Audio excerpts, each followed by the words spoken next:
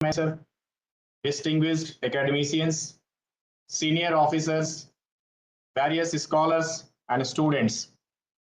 I'm B.M. Tiwari, Assistant Director at Faculty Development Cell here at AICT, and with the kind consent of Honorable Chairman, we shall begin today's program, sir. So, thank you all. आज की मराठी माध्यम की engineering पुस्तकों पर परिचर्चा में हम आप सभी का हार्दिक अभिनंदन करते हैं। हिंदी विभिन्न भारतीय भाषाओं में अनुवादित इंजीनियरिंग पुस्तकों पर परिचर्चा का ये क्रम अनवरत 29 नवंबर से जारी है और इस परिचर्चा का मुख्य उद्देश्य ये है कि इन पुस्तकों का प्रचार प्रसार अधिकतम हो और छात्र और शोधकर्ता अध्यापकगण इससे अधिकतम लाभान्वित हों। छात्रों का विषय वस्तु समझने में उनको आसानी हो। इसी दृष्टिगत विभिन्न भारतीय भाषाओं में NEP 2020 के तहत अभासिप ने यह अभियान प्रारंभ किया और सभी माननीय शिक्षाविदों के निरंतर सहयोग से यह परियोजना निरंतर अपने लक्ष्य की ओर हमारे कुशल शीर्ष नेतृत्व में अग्रसर है। आप सभी का पुनः अभिनंदन करते हुए मैं आज के स्वागत उद्बोधन हेतु आदरणीय डॉक्टर अमित कुमार श्रीवास्तव, निदेशक संकाय विकास प्रकोष्ठ से अनुरोध करता हूं। Thank you so much, Dr. Tiwari. It's my great honor and privilege to welcome Honorable Chairman AICT Professor T.G. Sitaram sir, along with Honorable Vice Chairman AICT Professor M.P. Punya sir, Honorable Vice Chancellor Dr. Babasaheb Ambedkar Technological University Lonere, Maharashtra, Dr. Karbari Vishwanath Kale sir, Dr. Abhay Wagh, Director, Directorate of Technical Education, Maharashtra, Dr. Vinod Mohitkar, Director, Maharashtra State Board of Technical Education, Maharashtra, and our senior Professor Rajendra Kakade sir, Advisor 1, Approval Bureau from AICT, and the faculty members, students, head of institutions across different institutions in Maharashtra and rest of India.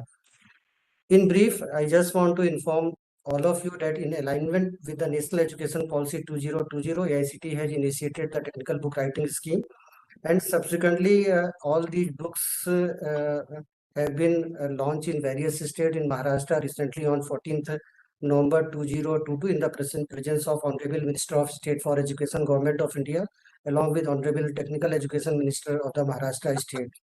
And we are receiving encouraging response for our books. There are 11 at the diploma and 9 at the UG level.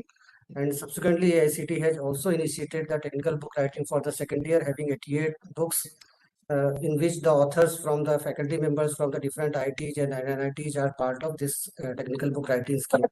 So with this, I again welcome Honorable Chairman sir along with other dignitaries in the today program for the book discussion on the Marathi engineering books. Thank you, respected sir, for the welcome address and giving a brief. Moving ahead with the program schedule, may I now request respected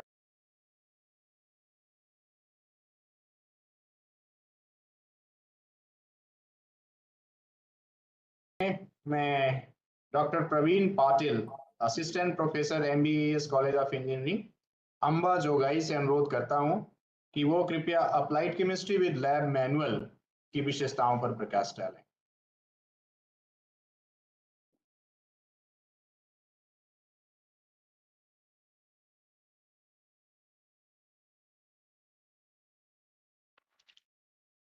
Hello. Yes, visible. Screen is visible and we can hear you, sir. आप जी शुरू कर सकते हैं। Okay, sir. Thank you. Yes. Okay, sir. So, myself, Dr. Praveen Patil, and I am working as assistant professor Mahatma Bashveshwar Education Society's College of Engineering, Ambezogai, since from last 11 years. And I also thankful for the AICT and Dr. Babasaheb Ambedkar Technological University, Lonere, to give me such a opportunity to translate this book in Marathi language, and will be available now. Available it is for our students. Okay.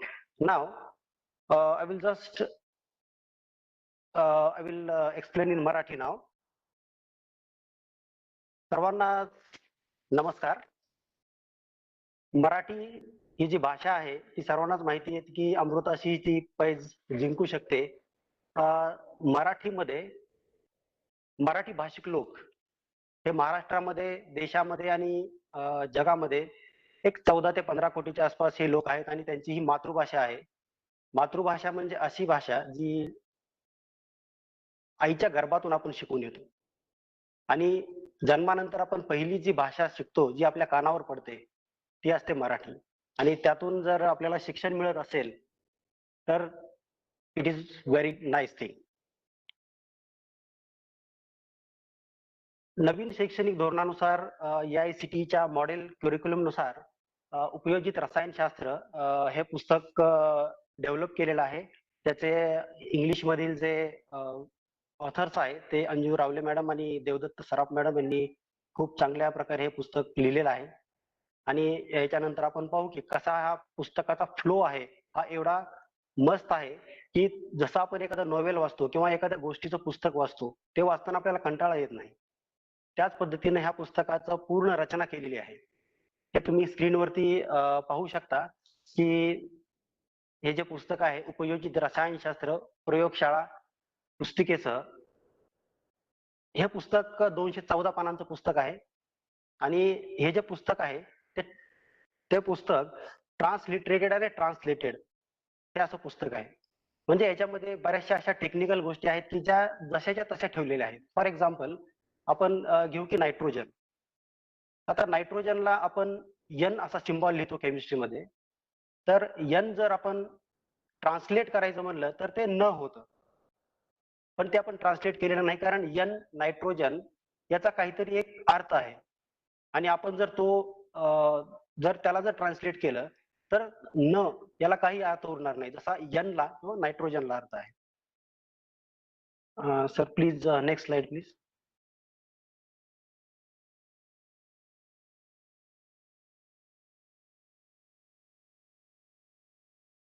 हे जे पुस्तक आहे ते outcome based education, निष्पत्तीवर आधारित पुस्तक आहे. मग हे निष्पत्तीवर आधारित पुस्तक कशासाठी, आउटकम बेस्ड कशासाठी?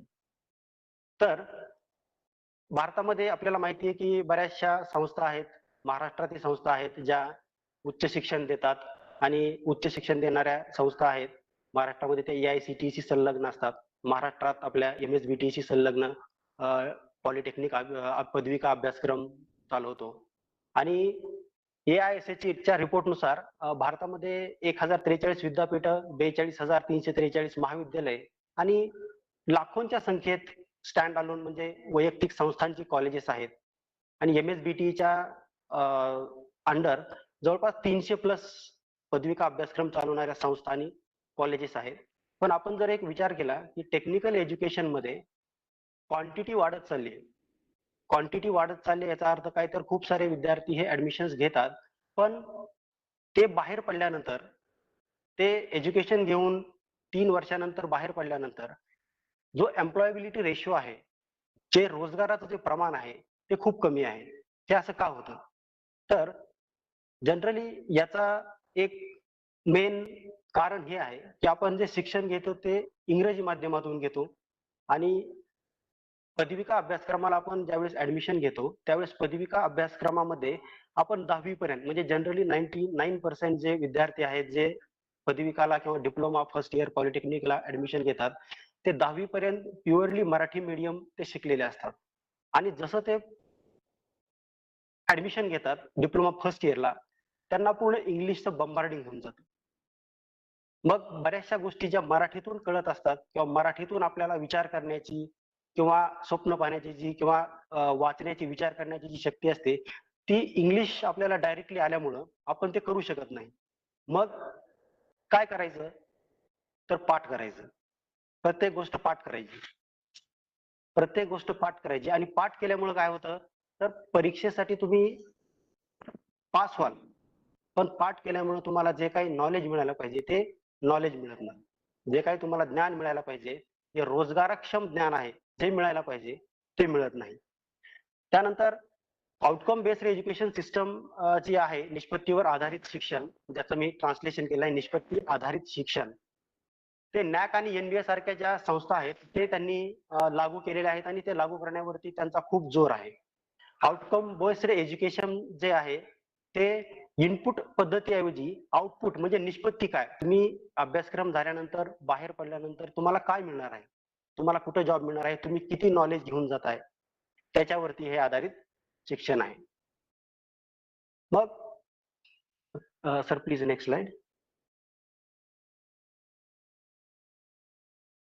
निष्पत्ती आधारित शिक्षणावरती प्रत्येक अभ्यासक्रमाचे पीओज म्हणजे प्रोग्राम आउटकम्स, प्रत्येक ब्रांचचे प्रोग्राम आउटकम्स आणि प्रत्येक अभ्यासक्रमाचे कोर्स आउटकम्स हे असे दिलेले आहेत. ह्या सायन्स फील्ड मधल्या केमिस्ट्री या विषयासाठी, इंजिनिअरिंग केमिस्ट्री, अप्लाइड केमिस्ट्री या विषयासाठी हे 7 पीओज जे आहेत ते ओबीई निष्पत्ती आधारित शिक्षणामध्ये डिझाईन केलेले आहेत.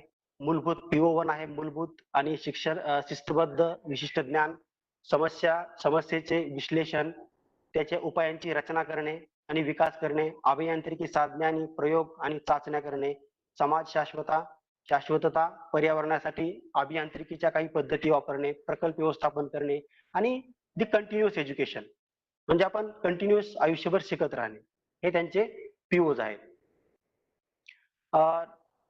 आउटकम बेस्ड एज्युकेशन मध्ये विद्यार्थी आणि शिक्षकांसाठी काही मार्गदर्शक तत्वे दिलेली आहेत की ज्यावेळेस शिक्षक शिकवतात त्यावेळेस कुठल्या कुठल्या गोष्टींकडे त्यांनी लक्ष दिलं पाहिजे, कुठल्या कुठल्या गोष्टी त्यांनी विद्यार्थ्यांना सांगितलं पाहिजे.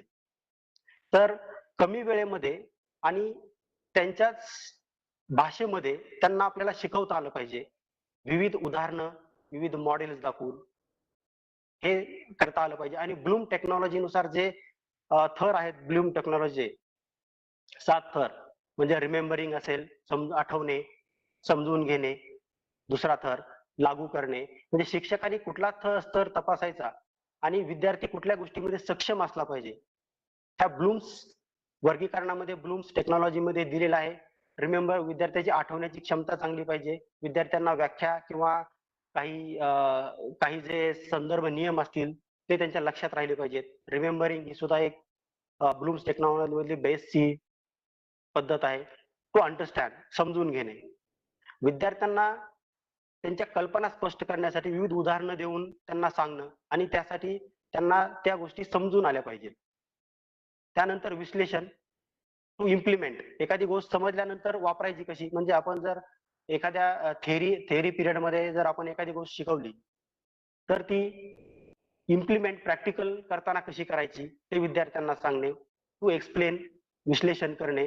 इव्हॅल्युएशन, ब्लूम्स टेक्नॉलॉजी मधला निष्पत्ती आधारित शिक्षणावरती मूल्यमापन हे खूप महत्वाचं आहे, कारण हे सगळं झाल्यानंतर शेवटी आपण मूल्यमापन हे महत्वाचं आहे. मूल्यमापन म्हणजे परीक्षा किंवा जे काही तो शिकलाय त्याच्यामध्ये तो विद्यार्थी किती प्रमाणात तयार झालाय किंवा ते किती त्याला येतंय, हा आहे शेवटचा स्तर.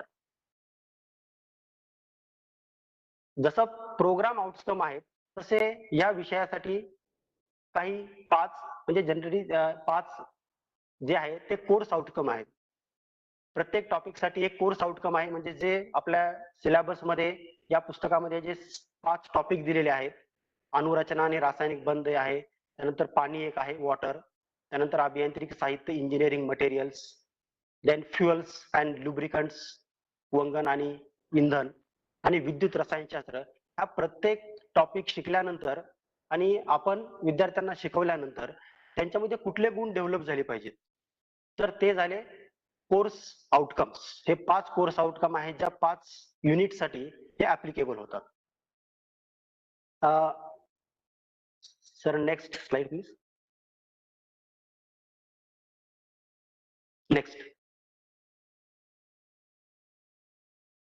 नेक्स्ट.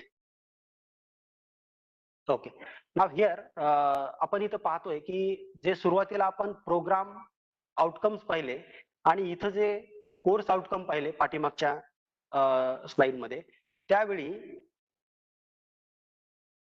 ज्यावेळी कोर्स आउटकम आणि प्रोग्राम आउटकम यांचं मॅपिंग होतं. हे मॅपिंग जनरली 3 प्रकारे केलं जातं. त्याला 3 नंबर्स दिलेले आहेत. म्हणजे कोर्स आउटकम आणि प्रोग्राम आउटकम यांचा जर सहसंबंध हा जर स्ट्रॉंग असेल, हा जर मजबूत असेल, तर त्याला आपण नंबर 3 दिलेला आहे.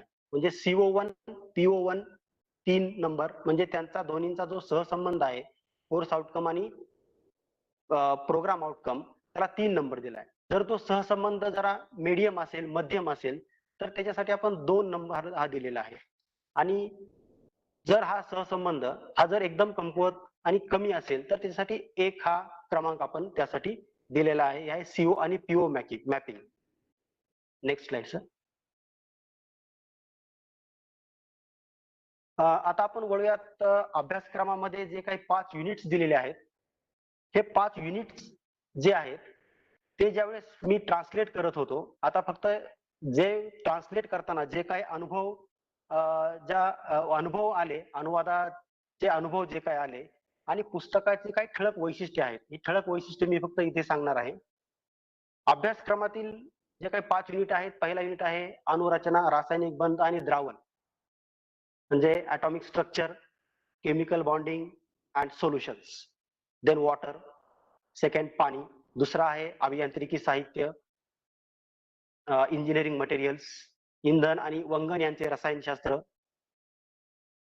Fuels and lubricants, chemistry of fuels and lubricants हा चौथा युनिट आहे. आणि 5वा युनिट आहे इलेक्ट्रोकेमिस्ट्री म्हणजेच विद्युत रसायनशास्त्र.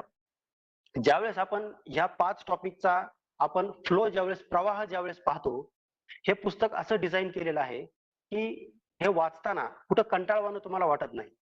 आणि ह्या प्रत्येक टॉपिकमध्ये काही सब पॉइंट्स आहेत. त्या सब पॉइंट नुसार हे जे टॉपिक आहे ते डिवाइड केलेले आहेत. Sir next slide please.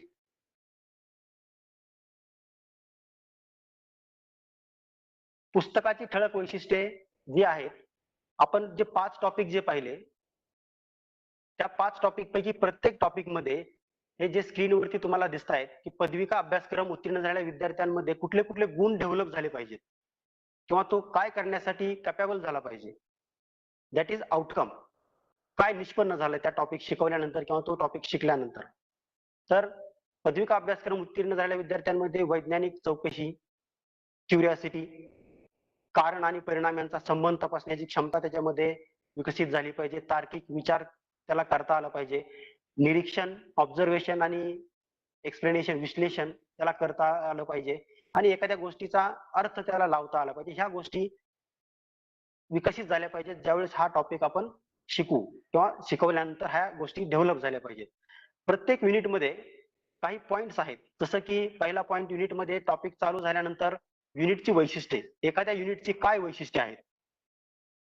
तर एखादा आपण जर समजा पाणी, वॉटर हा जर टॉपिक पाहत असू, तर त्या टॉपिक मध्ये काय काय वैशिष्ट्ये आहेत, कुठले कुठले पॉइंट आपल्याला शिकायचे, हा टॉपिक शिकण्यासाठी आपल्याला पाठीमागचं कुठलं पूर्वज्ञान, prerequisites, pre knowledge is required, ते प्री नॉलेज आपल्याला त्यामध्ये दिलेलं आहे.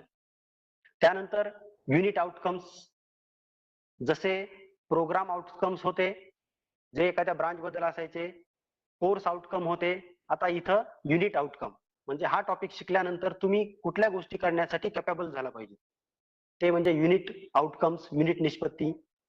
आणि प्रत्येक टॉपिक मध्ये एकदम व्यवस्थित आकृत्या दिलेल्या आहेत विथ लेबलिंग.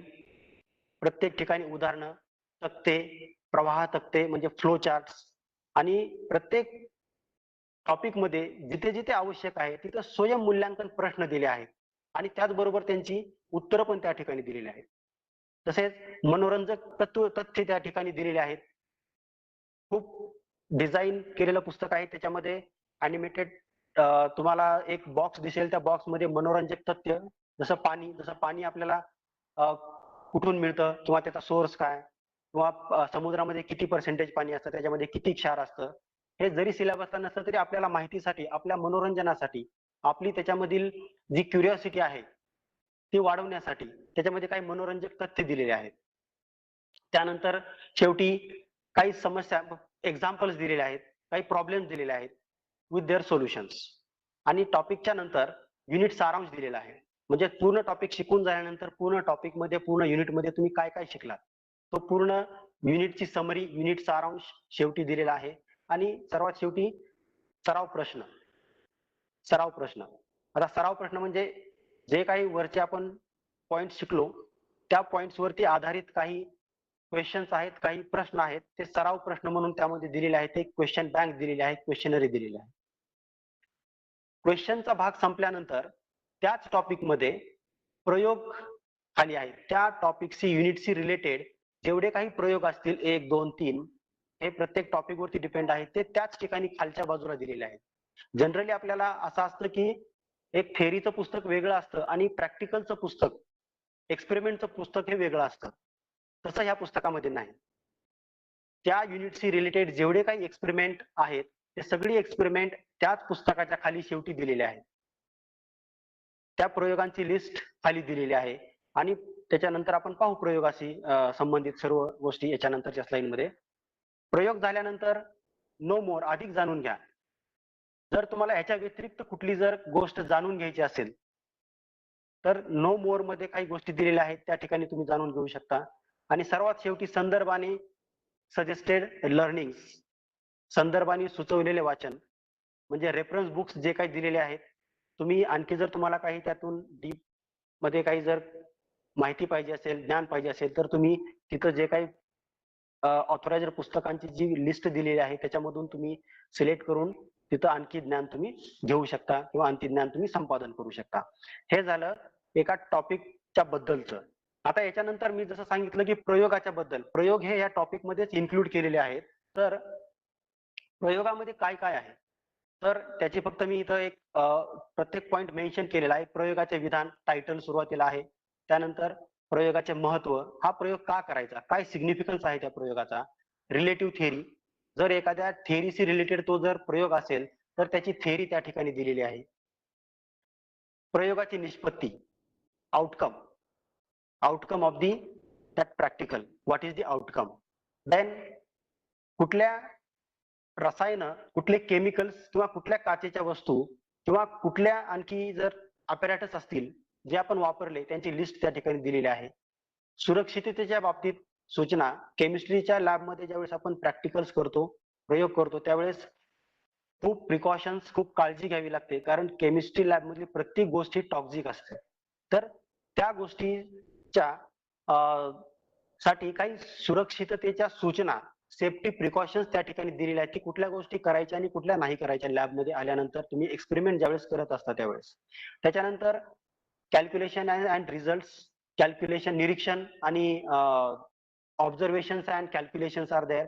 त्याच्यानंतर रिझल्ट, आणि जसं आपण टॉपिक संपल्यानंतर त्याचे प्रश्न आले होते, इथं प्रयोगाशी संबंधित काही प्रश्न विचारले जातात, क्वेश्चनरी. प्रयोग केल्यानंतर काही वेस्ट मटेरियल जनरेट होतं, काही वेस्ट मटेरियल, काही कचरा तयार होतो, तर तो कचऱ्याचं डिस्पोजल कसं करायचं त्याच्याबद्दल लगेच तिथं माहिती दिलेली आहे. हा जो प्रयोग आहे तो पर्यावरणाशी पूरक कसा बनवायचा, तो पर्यावरणाशी पूरक कसा आहे. रियूज, रिसायकल अँड रिड्यूस, पुनर्वापर, कमी वापर आणि पुनर्निर्माण, रिसायकल, याच्या ज्या काही टेक्निक्स आहेत त्या ठिकाणी लगेच तुम्हाला दिलेल्या आहेत. आणि सुचवलेली मूल्यांकन योजना जी आहे, म्हणजे टॉपिक तुमचा झाल्यानंतर, हा प्रयोग तुम्ही केल्यानंतर शेवटी तुम्हाला मार्क्स द्यायचे विद्यार्थ्यांना, कुठल्या तरी बेसिसवरती त्याला प्रत्येक विद्यार्थ्याला व्हेरीफाय करायचंय, प्रत्येक विद्यार्थ्याला डिस्ट्रीब्यूट करायचे की हा यांनी एवढे मार्क्स घेतले, यांनी एवढे मार्क्स घेतले, इव्हॅल्युएशन आपल्याला करायचंय. तर इव्हॅल्युएशनची जी संकल्पना आहे यामध्ये 2 प्रकारचे इव्हॅल्युएशन आहे. एक आहे प्रक्रिया मूल्यांकन म्हणजे प्रोसेस इव्हॅल्युएशन, आणि दुसरं आहे उत्पादन मूल्यांकन. दुसरं आहे उत्पादन मूल्यांकन. उत्पादन मूल्यांकन जे आहे आणि प्रक्रिया मूल्यांकन म्हणजे एखादा प्रयोग आपण ज्यावेळेस करत असतो त्या प्रयोगामध्ये आपण कुठल्या कुठल्या गोष्टी आपण करतो, म्हणजे काचेच्या वस्तू कशा हँडल करतो, केमिकल्स कसे घेतो, सेफ्टी प्रिकॉशन्स कसे घेतो, याबद्दलच्या ज्या काही प्रक्रिया मूल्यांकन आहेत त्या या ठिकाणी दिलेल्या आहेत. Next slide sir.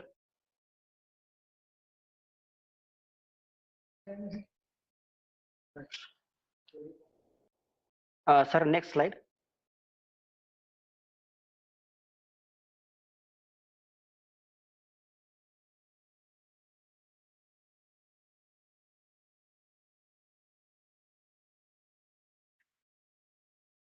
Sanjay Das sir, can you hear me?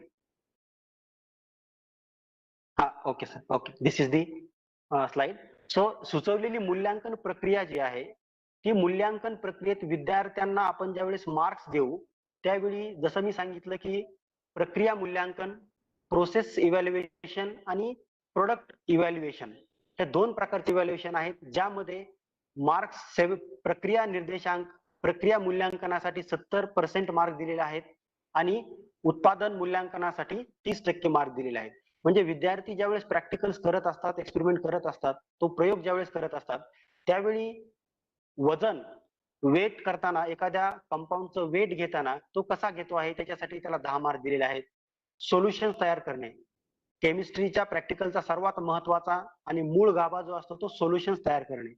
Solutions त्याला तयार करता येत आहेत का, व्यवस्थित तो तयार करतोय का, त्यासाठी 30% वेटेज किंवा 30% मार्क त्याला दिलेले आहेत.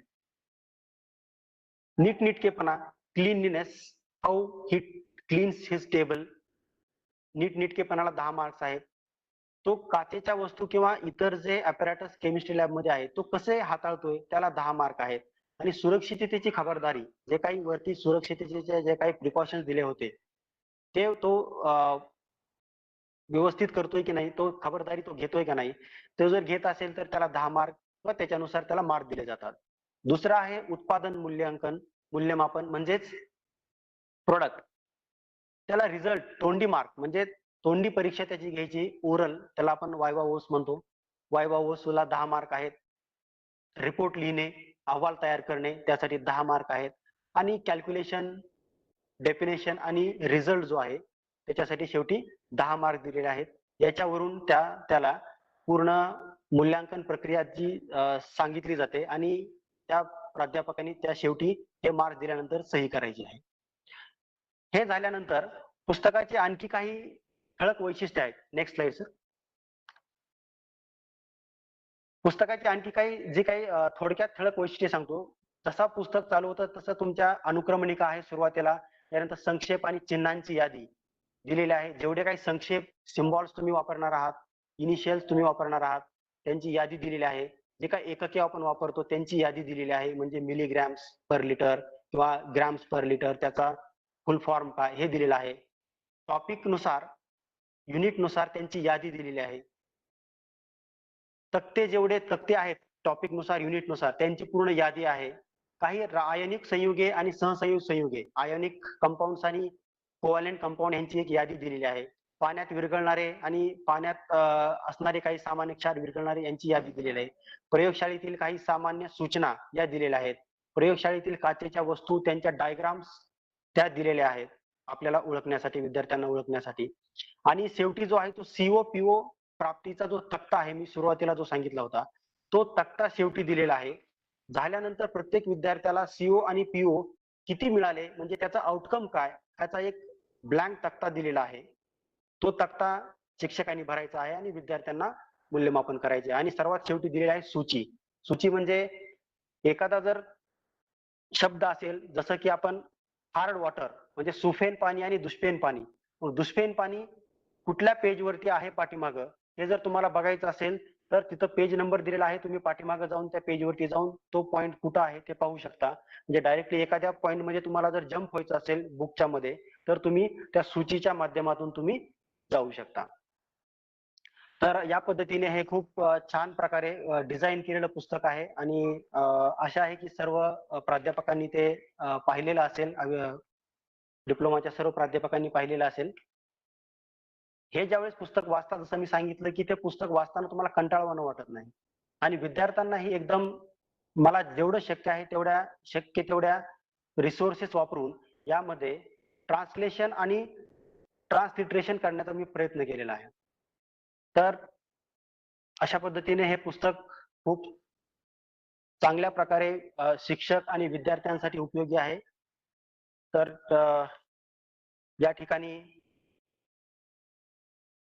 EICT all India council for technical education, अखिल भारतीय तंत्र शिक्षण परिषद, DT doctor Babasaheb Ambedkar technological university Lonere, I will thankful to them for giving me opportunity to become a part of this national education policy and to translate this book. Also, I will thankful to the all the participants and all the dignitaries present here. They give me this chance to explore this book in front of you. And I will, if any query or any question from the participant, please ask. Thank you, Dr. Praveen Patil.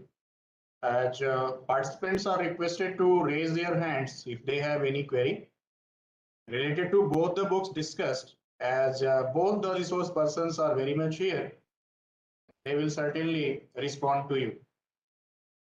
So any queries from the participants, kindly raise your hands. We will unmute you. You can even write your query in the chat box.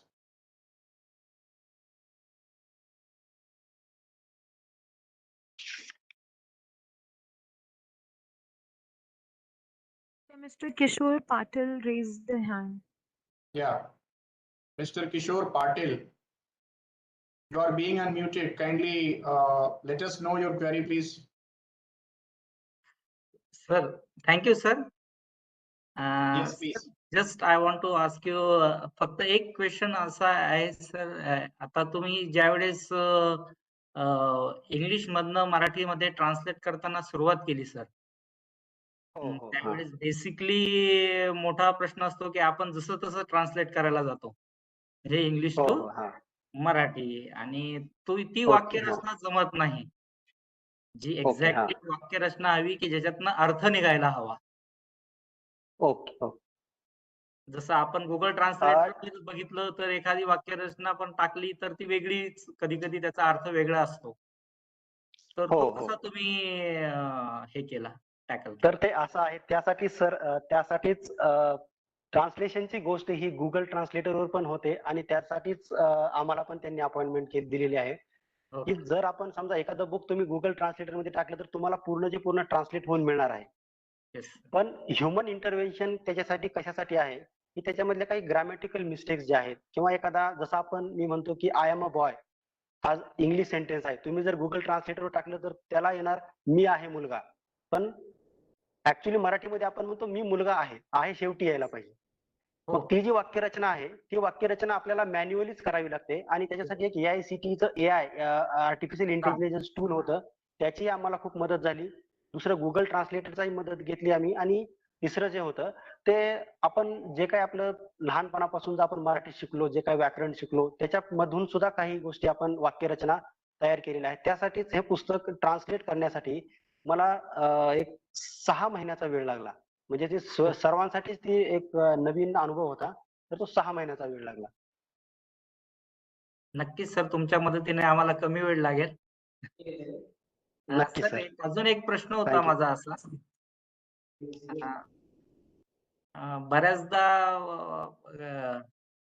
बऱ्याचदा आपण मराठी वाक्य रचना करताना वाक्यामध्ये किंवा शब्दांमध्ये काही काना, मात्रा, वेलांटी,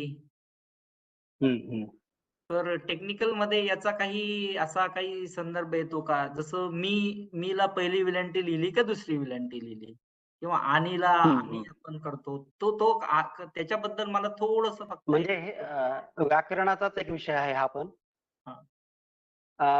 त्याच्यामध्ये जनरली टेक्निकल ज्यावेळेस आपण म्हणतो त्यावेळेस ज्यावेळेस तुम्हाला कन्सेप्ट क्लिअर होणं हे खूप महत्वाचं असतं.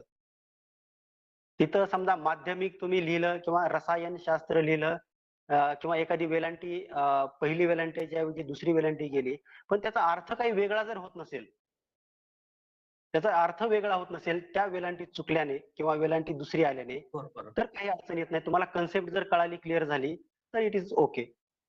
मग काय हरकत नाही. बरोबर आहे. म्हणजे फक्त तो मराठी शब्द जे आहेत त्याला नाही प्रॉब्लेम येणार.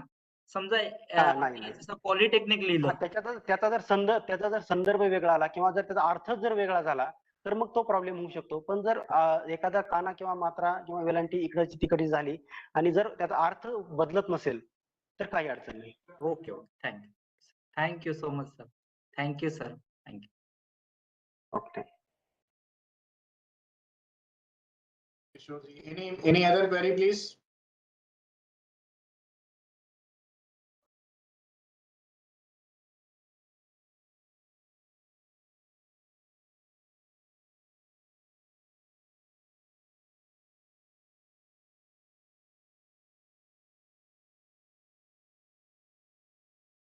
Any other query you may write in the chat box or can raise hands please. Yes, all are welcome to ask any query if you.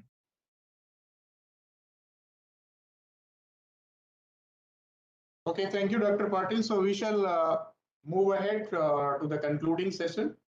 And I would request my colleague, Dr. Sanjay Das, to please propose vote of thanks. Thank you, Dr. Tiwari. We had witnessed a good beginning with good omen. In fact, today on Marathi book discussion process. And in the next series of discussion, we'll have next book on 6th of January.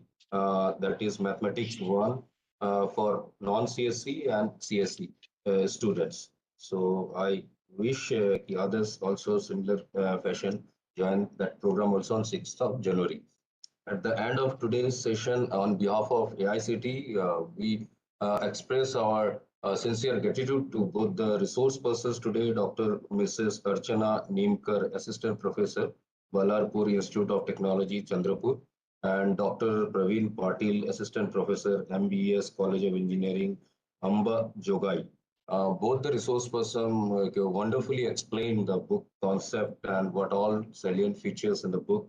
And in fact, Dr. Patil has mentioned mapping, and then even one query also raised by someone how the book has come up, like with the translation process in Google. So in fact, I whatever I could get from your interceptions, like it is AI, although translation tool, but ultimately it is human intervention. In fact, the concept, how it comes up before the viewer. So you wonderfully taken up that query, and so many things you have raised, mentioned about the book, how the book going to be benefited to all the students across Maharashtra in Marathi, not only in Marathi language, but also in English medium students as well. Uh, the next move, I also thank to our organizer, Dr. Amit Srivastava, Director FDC, and Dr. B.M. Tiwari, wonderfully organizing the today's session. And also our IT consultant, Ms. Jenia, for providing the immense technical support to organize the entire event. And last but not least, the entire participants who have joined us today online and also listened to the both the resource persons patiently and also attended the program. And I convey them our sincere thanks from AICT. Thank you all. Thank you very much.